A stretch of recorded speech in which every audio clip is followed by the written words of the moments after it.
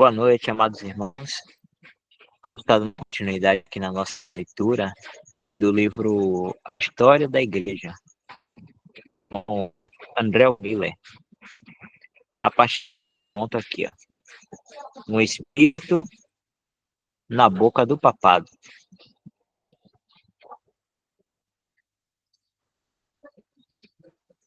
Só para seguir, os irmãos conseguem me ouvir bem aí? Parece que tá dando uns cortes aí, Jorge, no seu áudio. Parece que está cortando, né? Isso. Era essa internet aqui.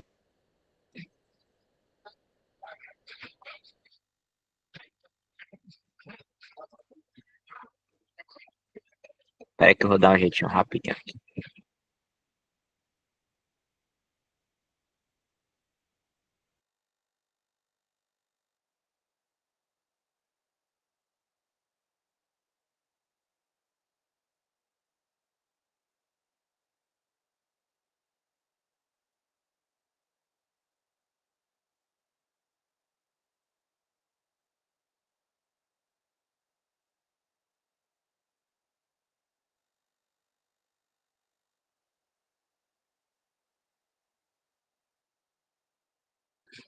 Pronto. E aí, agora?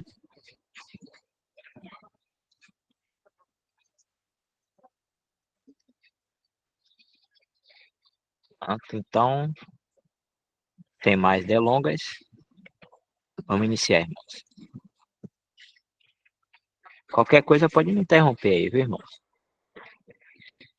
Um espírito de mentira na boca do papado. Após, após lermos cuidadosamente essas antigas epístolas, ver seção anterior,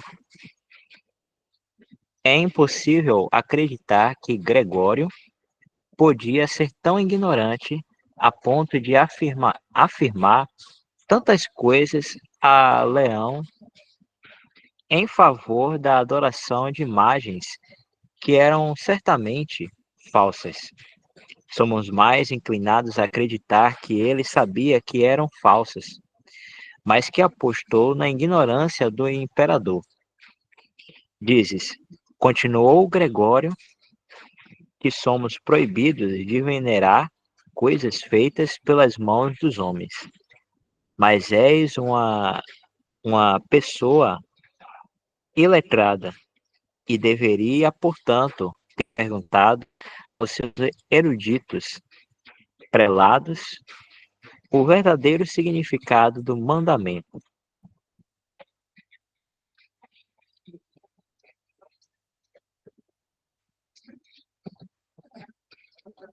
Se não fosses obstinado e intencionalmente ignorante, teria aprendido deles que teus atos estão em direta contradição com o testemunho unânime de todos os pais e doutores da Igreja, e em particular repugnante à autoridade de seus concílios gerais.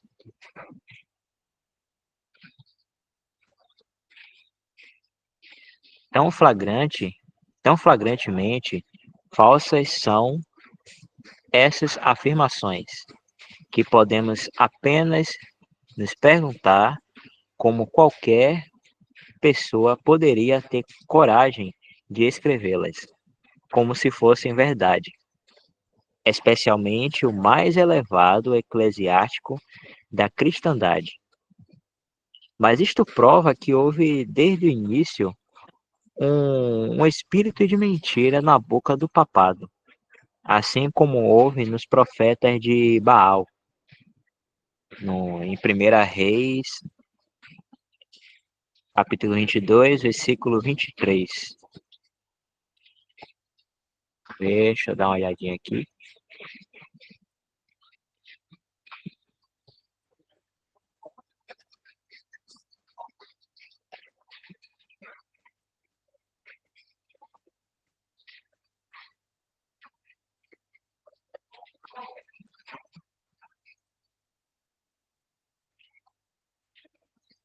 Primeira Reis, capítulo 22, versículo 23.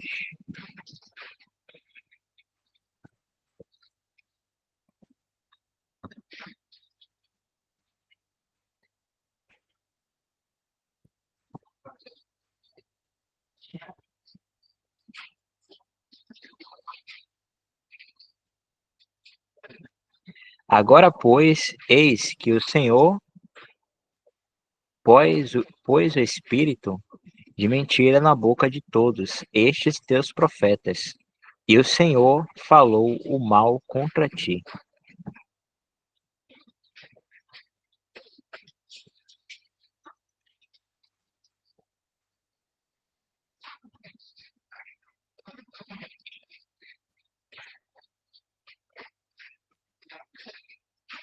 Até mesmo Gregor Wald diz: em nenhum dos concílios gerais uma palavra sequer sobre adoração de imagens ocorre.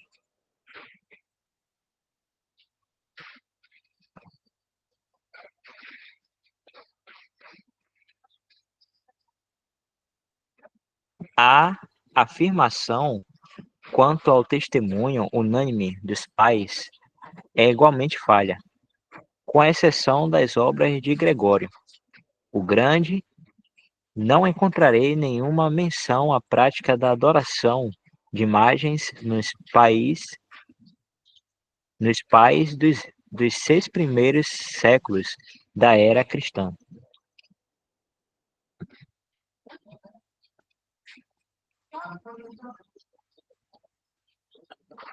Mas o espírito de mentira continua dizendo que a aparência visível de Cristo na carne causou tal impressão nas mentes dos discípulos e, assim que eles lançaram os olhos sobre ele, apressaram-se em fazer retratos dele e os carregavam consigo, exibindo-os por todo o mundo, para que ao vê-los os homens pudessem ser convertidos da adoração de Satanás para o serviço de Cristo.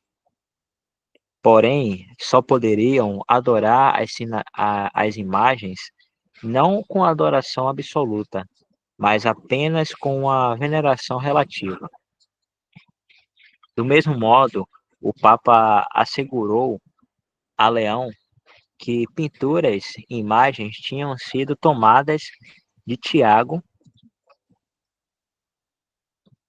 o irmão do Senhor, de Estevão e de outros santos notáveis. E tendo assim feito, ele os dispersou por cada parte da terra para o aumento manifesto da causa do Evangelho.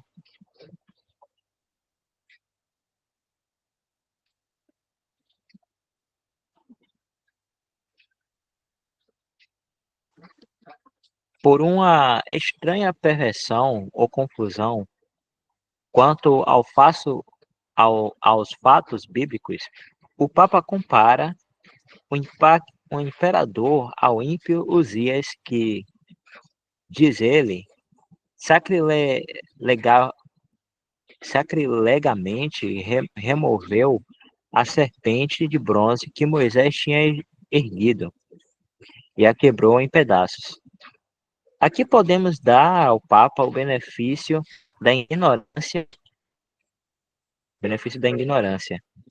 Era menos provável que ele conhecesse sua Bíblia do que os 6 concílios gerais.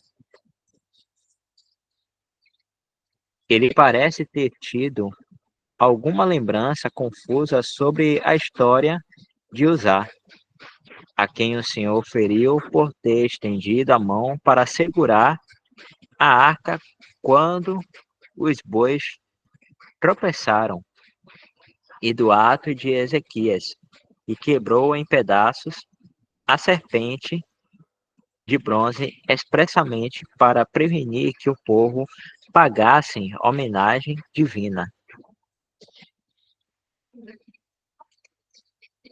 e idolatrassem a ela.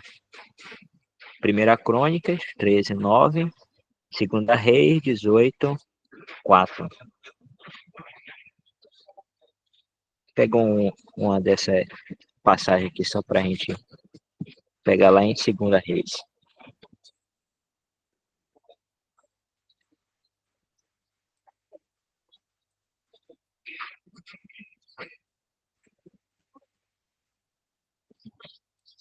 Da Rei 18:4.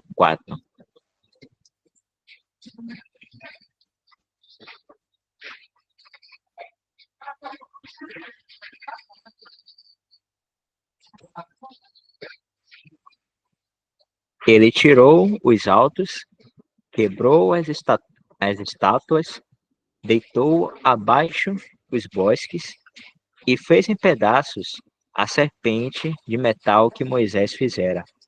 Porquanto até aquele dia os filhos de Israel lhe queimavam incenso e lhe chamaram Neustan.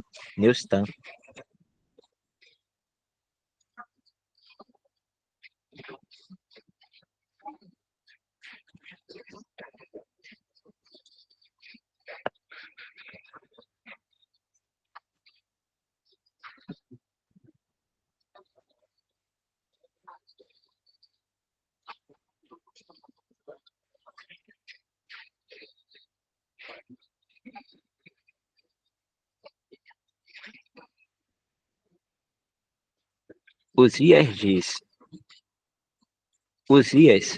diz ele, embora fosse na verdade Ezequias, Uzias verdadeiramente era teu irmão, obstinado e, como tu, ousava fazer violência aos sacerdotes de Deus. Pode-se então perguntar o que as crianças de nossas escolas diriam ao Papa que confundiu o bom rei Ezequias por um rei perverso e seu ato de destruição da serpente de bronze por um ato de impiedade?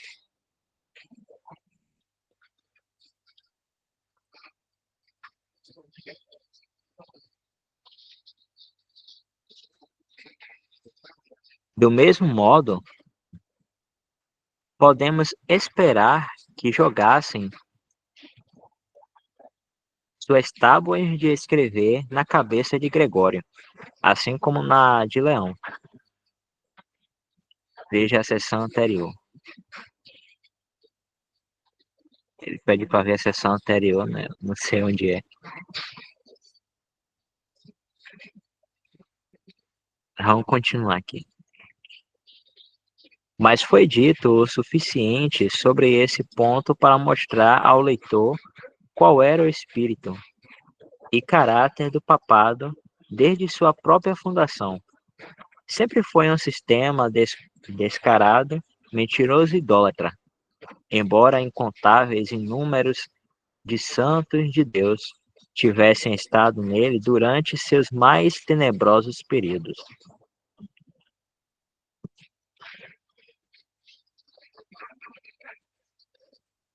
O nome Salvador de Jesus sempre manteve-se em meio aos mais grosseiros absurdos e idolatrias.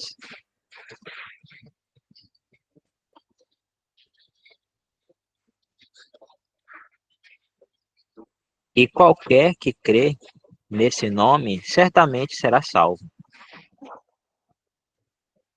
O dedo da fé, que toca mesmo que somente a bainha de sua veste, mesmo pressionado em meio a uma multidão de idólatras, abre as fontes eternas de todas as virtudes curadoras e a própria fonte da doença é imediatamente extinta. E qualquer que seja a pressão ou trono, ele olhará ao redor para ver aquele que tocou nele pela fé e comunicará paz à alma atribulada. Marcos 5, 25 a 34.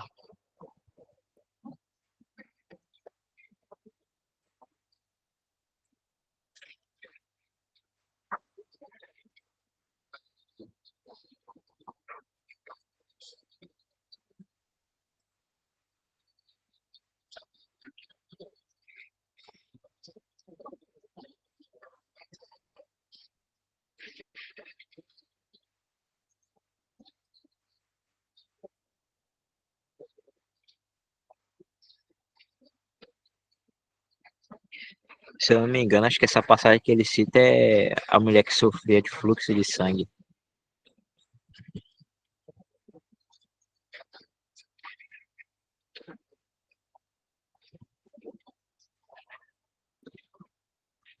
Ela toca nas vestes do Senhor e é curada.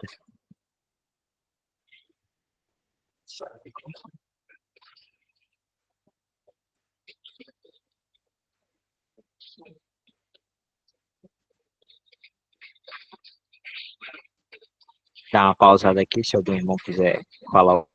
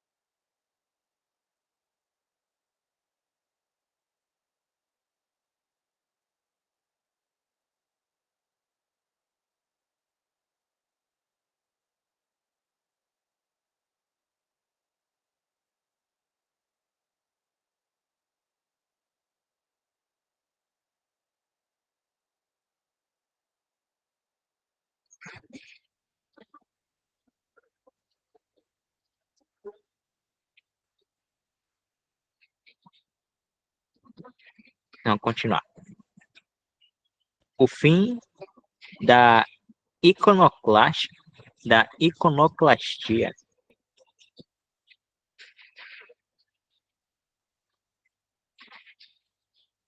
Gregório II não sobreviveu muito tempo após ter escrito suas epístolas.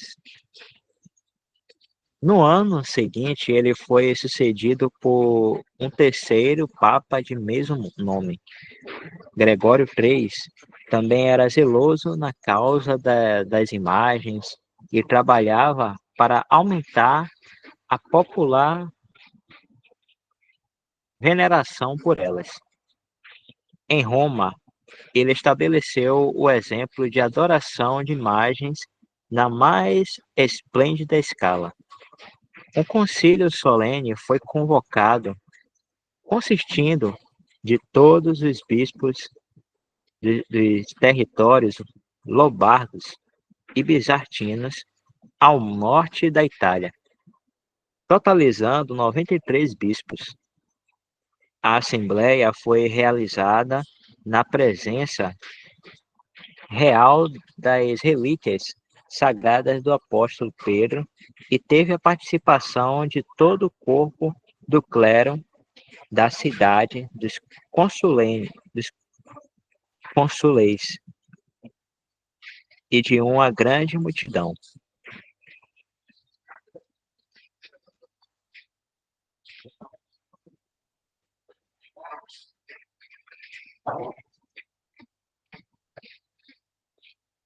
Ali um decreto foi formulado unanimemente, adotado e assinado por todos os presentes, com o efeito que, se qualquer pessoa, a partir de agora, desprezando os costumes antigos e fiéis de todos os cristãos e da Igreja Apostólica em particular, aparecer como um destruidor, difamador ou blasfemador das imagens sagradas de nosso Deus e Senhor Jesus Cristo e de sua mãe, a Imaculada Virgem Maria, dos apóstolos benditos e de todos os santos, seja ele excluído do corpo e do sangue do Senhor e da comunhão da universal Igreja. Que coisa.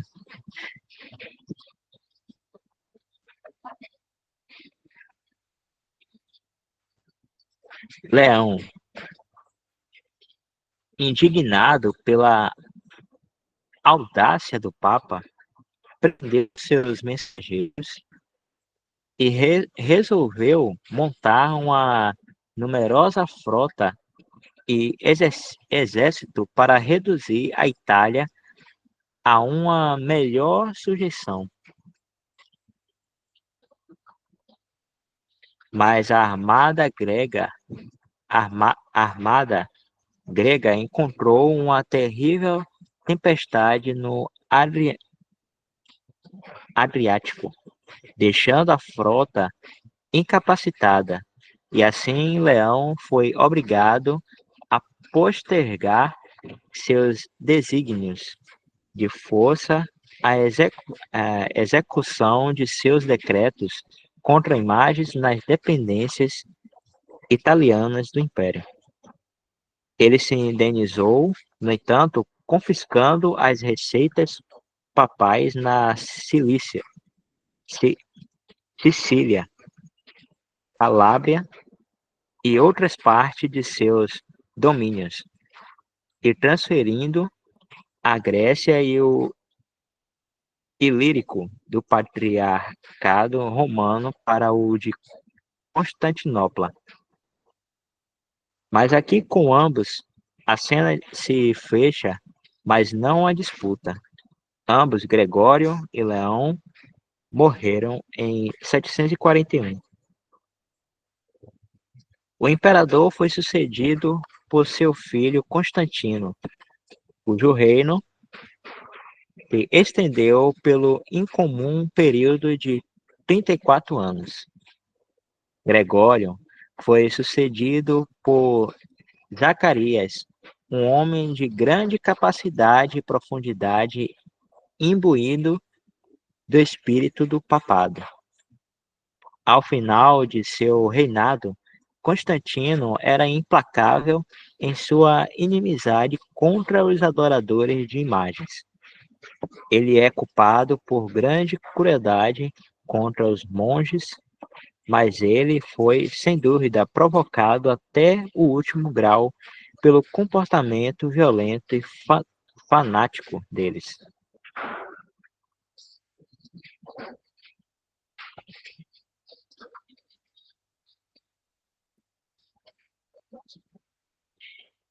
Irene, esposa do filho e herdeiro de Constantino, uma princesa ambiciosa, intrigante e altiva, apoderou-se do governo na morte de seu fraco marido, em nome de seu filho, que tinha apenas 10 anos de idade. Ela escondeu por um tempo seus desígnios pela restauração das imagens. A política e a idolatria juntas tomaram lugar em seu coração. Ela era ciumenta, astuta e cruel. Sua história é o registro do ódio interior e da traição com a aparência exterior de cortesia. Mas estamos interessados apenas na parte religiosa de seu reinado.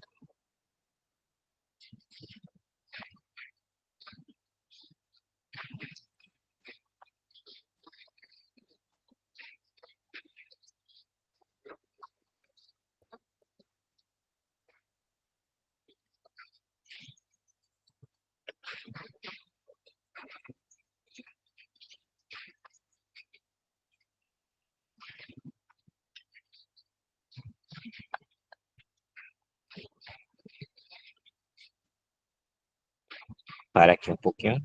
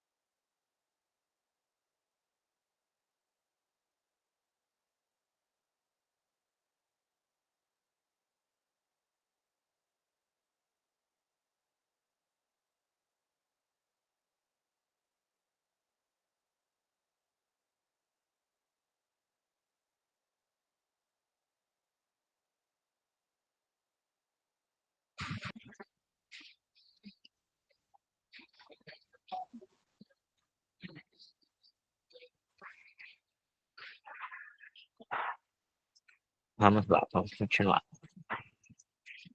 O segundo concílio de Nicéia.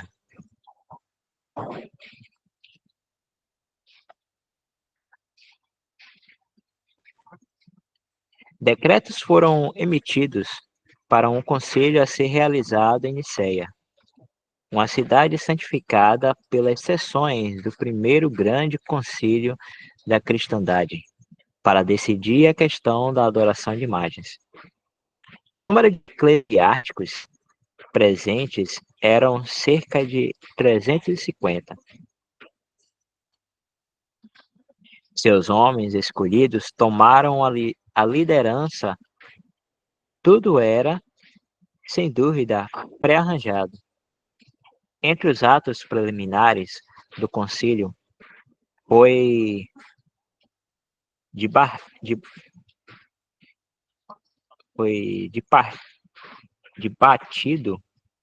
debatido a que classe de hereges os iconoclastas deviam ser incluídos. Tarásio, presidente da Assembleia, afirmou que era pior que a pior heresia, sendo uma negação absoluta de Cristo. Todo o procedimento do concílio foi caracterizado pelo mesmo tom condenatório para com os adversários da adoração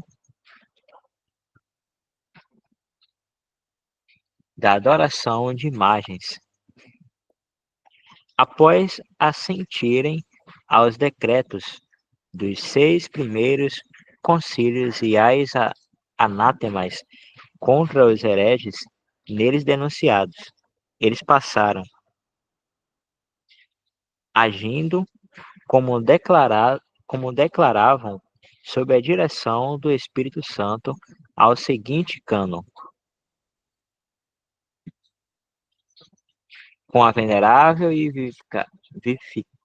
vivificante cruz serão colocadas as veneráveis e santas imagens, seja em cores, em obra, mosaica ou qualquer outro material dentro das igrejas consagradas de Deus, nos vasos sagrados e vestimentas, nas paredes e tábuas, nas casas e estradas, as imagens de nosso Deus e Salvador Jesus Cristo, da Imaculada Mãe de Deus, dos anjos honrados, de todos os santos. Essas imagens devem ser tratadas como memoriais sagrados, adoradas, beijadas apenas sem aquela adoração peculiar que é reservada para o invisível e incompreensível de Deus. Todos que violarem esta, como se afirma a tradição imemorial da Igreja, e esforçar-se forçadamente ou por artifício em remover qualquer imagem, se eclesiásticos devem ser depostos e excomungados, se monges ou leigos devem ser excomungados.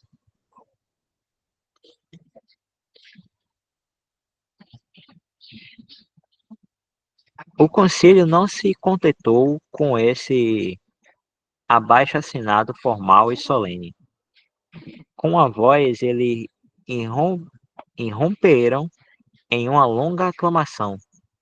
Todos cremos, todos afirmamos, todos assinamos. Esta é a fé dos apóstolos, esta é a fé da igreja, esta é a fé do ortodoxo, esta é a fé de todo mundo. Nós que adoramos a Trindade, adoramos imagens. Qualquer que não seja assim, anátema sobre eles. Anátema sobre todos os que clamam às imagens de ídolos.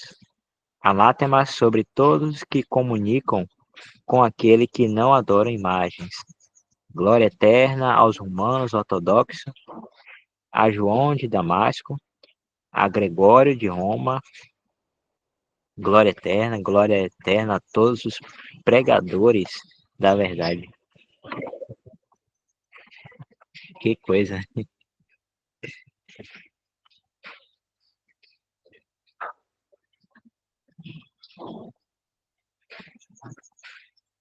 Vou ver aqui só.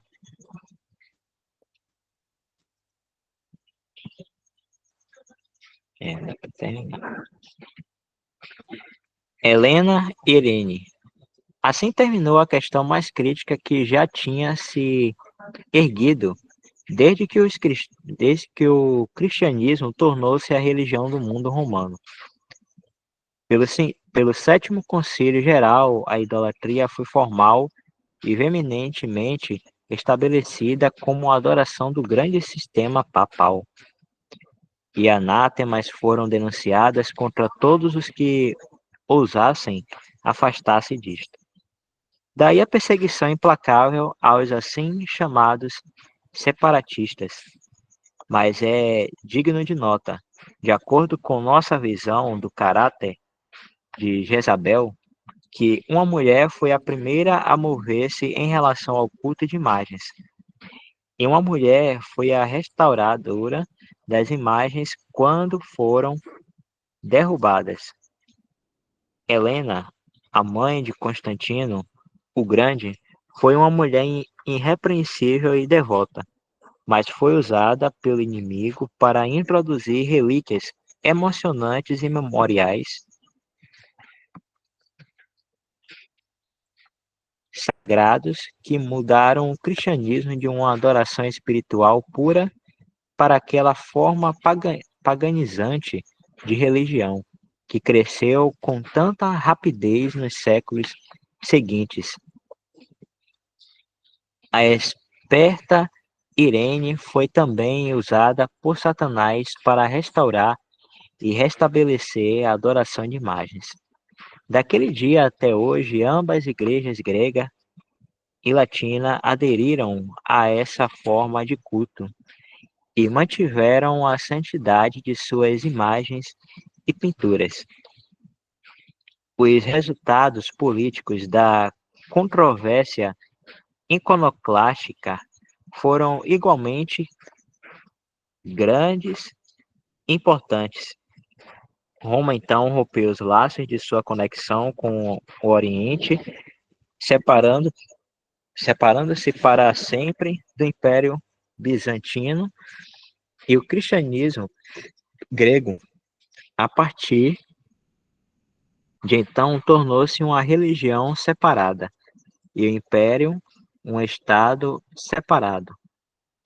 O Ocidente, recebendo uma grande adesão de poder através dessa revolução, finalmente criou seu próprio império, formou alianças com os reis francos e colocou a coroa do Império Ocidental na cabeça de Carlos Magno, como já vimos anteriormente.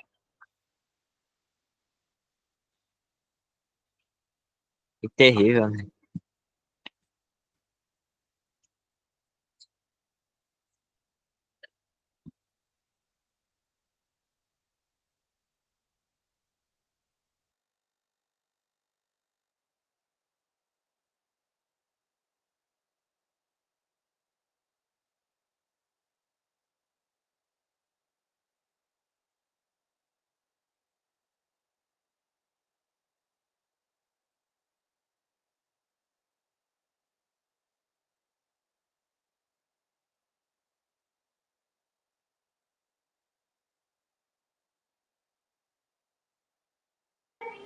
Já tá dando nosso horário, né, irmãos? Um comentário rapidinho, né?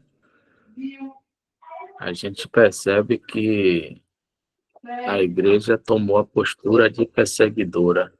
A igreja que era perseguida passou a ser perseguidora. Ao longo dos séculos, foram os cristãos foram construindo os dogmas, né? Foi construindo dogmas, foi construindo doutrinas, e com, né, o endossamento do Império Romano, impondo, né, esses dogmas, essas doutrinas, e obrigando, né, os fiéis a se submeterem a essas doutrinas, esses dogmas, com mão pesada mesmo. Eram condenados, era excomungados aqueles que não estavam de acordo, né, com todo aquilo que vinha sendo apresentado, as regras, as doutrinas, as leis. Eram excomungados aqueles que estavam em desacordo, eram perseguidos. A gente vai ver ao longo da história aí que chegou um tempo de ter perseguição e, e, e morte mesmo, né? A igreja teve esse triste episódio, né, na história da igreja de assassinar as pessoas que eram contrárias, né, a uma igreja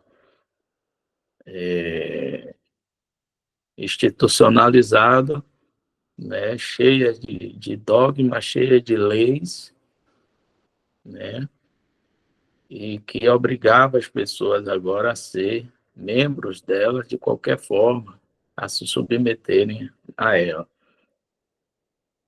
E, e é triste, né, a gente ver a evolução, né, dessa decadência do testemunho da igreja na Terra.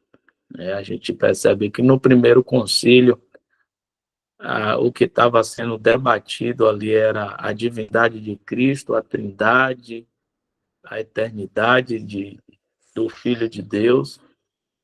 E a gente chega no segundo concílio de Nicéia, já se está se debatendo imagem, adoração à imagem, veneração à imagem, e aqueles que não se submeterem a isso seriam excomungados e perseguidos.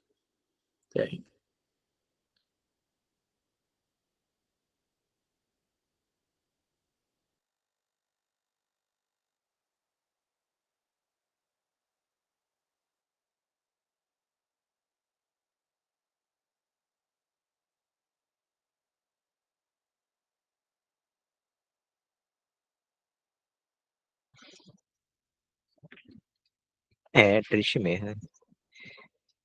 Bem, então, irmãos, já são 9h01. Pedi à irmã Adriana para tirar a gravação.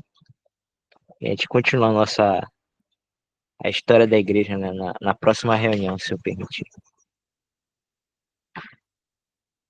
Uma